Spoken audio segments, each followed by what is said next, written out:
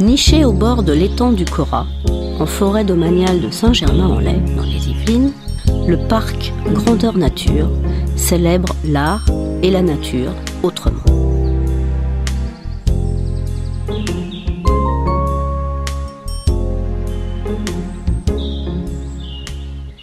Bonjour, bienvenue au parc Grandeur Nature. Le parc offre aux visiteurs une forêt de sculptures monumentales en bois. Il livre les secrets de l'artiste au travail dans son inspiration et propose une évasion dans le monde des jardins de la pensée.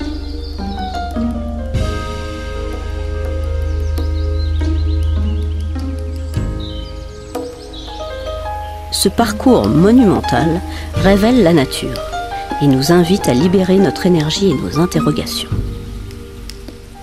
Il nous appelle à mettre en scène nos émotions, notre sensibilité, notre ressenti sur ce qui nous entoure.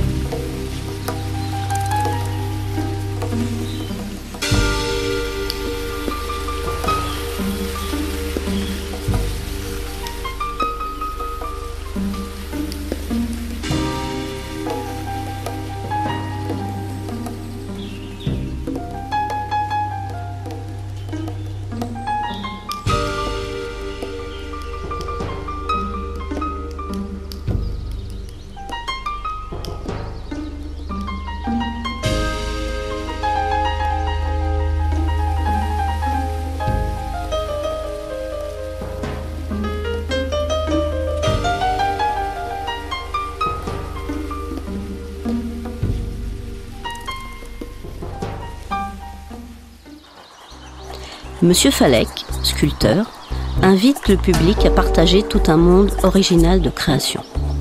Différentes propositions autour de la sculpture. Colosse aux frontières de sens nouveaux, création et installation symbolique et figurative, accueil personnalisé au sein d'un atelier vivant qui vous parle du cheminement, de la création à travers les matières, les outils, l'inspiration. Je vais vous présenter les outils du sculpteur. Donc ici on peut voir un certain nombre d'outils, tous différents les uns des autres. Ils sont tous nécessaires à la bonne réalisation d'une sculpture. On a ici râpe, riffoir, les petites gouges de finition. Alors les outils de dégrossissage, on a les tronçonneuses, la petite et la grande. On a aussi la hache et les corseuses qui sont vraiment nécessaires pour le démarrage d'une sculpture.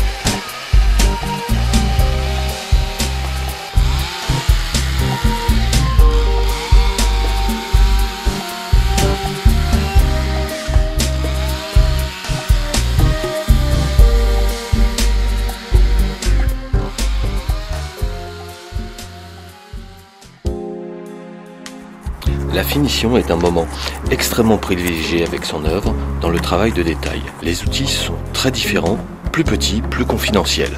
Râpe, rabot, riffoir, et l'attention est portée à l'extrême et devra mener au rendu final. C'est une étape délicate pour laquelle il ne faut pas compter son temps et revenir sans cesse sur le détail, qui ne sera pas vu du premier coup d'œil, mais qui donnera toute son importance à l'appréciation de l'ensemble. Être dans cette exigence est vraiment la garantie d'une œuvre bien aboutie.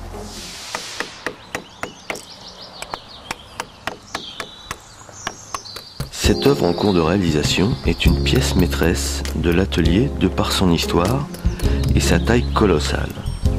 L'arbre remarquable de plus de 6 mètres sur 3 qui lui donne naissance est une pièce historique et rarissime de la forêt de Saint-Germain-en-Laye, déracinée par la tempête de 1999 et qui retrouve ici une seconde vie. C'est aussi une des pièces les plus exigeantes que j'ai travaillées depuis plus de 15 ans que je sculpte en taille directe. Je suis ici encore à l'étape de l'ébauche et pourtant déjà au travail à la gouge. Mais les étapes de démarrage ont demandé de passer par un dégrossissage très important à la tronçonneuse, dans ce bois de chêne très dur et présentant des altérations par endroits. Il fallut débarrasser son corps de plusieurs tonnes, au départ presque neuf, afin de donner vie à mon inspiration et de pouvoir commencer les étapes d'ébauche plus fines. Imaginez-vous ce corps à corps et ce cœur à cœur sans lequel rien ne serait possible.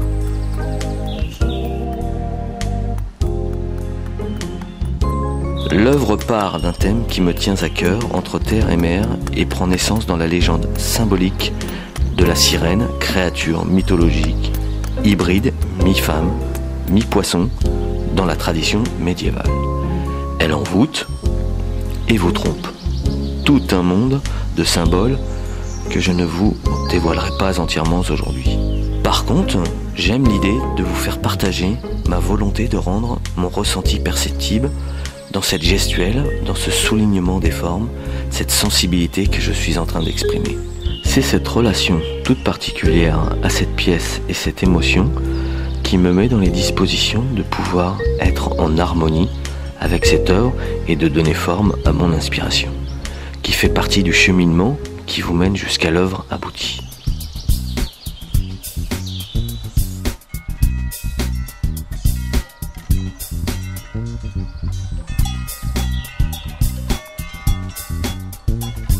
Enfin, la transmission et le partage étant des choses essentielles dans l'univers de l'artiste, M. Falek propose aux enfants des activités ludiques et pédagogiques au sein de 10 jardins de la pensée, dans lesquels ils manipulent et découvrent, dès le plus jeune âge, leur pouvoir de création au sein d'espaces à leur attention.